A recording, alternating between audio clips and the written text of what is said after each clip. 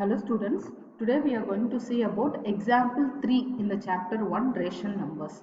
The given problem is write the additive inverse of the following. The first question is minus 7 by 19 and second question is 21 by 112.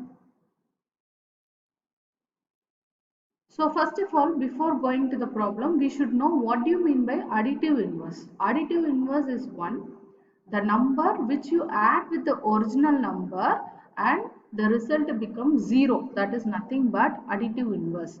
For example, if any number can randomly take a number is denoted by p. Okay. For this number, this is the original number. For this number, whichever number you are going to add, that will make the result as 0. So whenever p is given, I am going to add with minus b.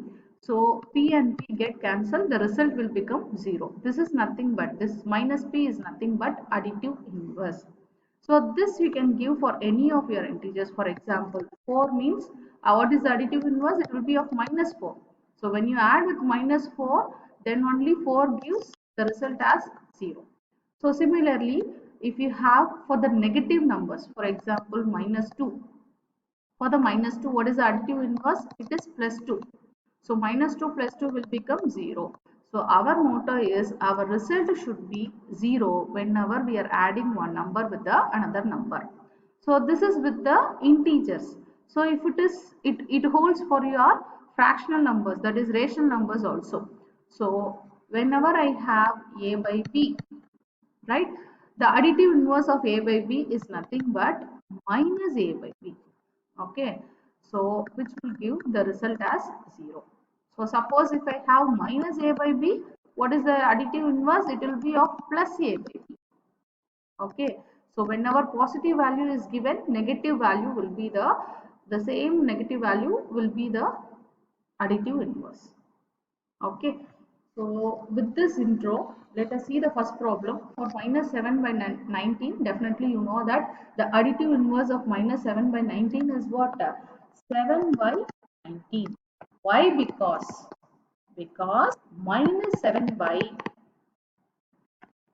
19 plus 7 by 19. What happens? Whenever we have common denominator, that will be the LCM. So add both the numerator terms minus 7 plus 7, which gives 0 by 19. It is nothing but a 0. Any term that is a 0 by any term is nothing but 0. So with this, we can solve the second problem also. Second problem is 21 by 212.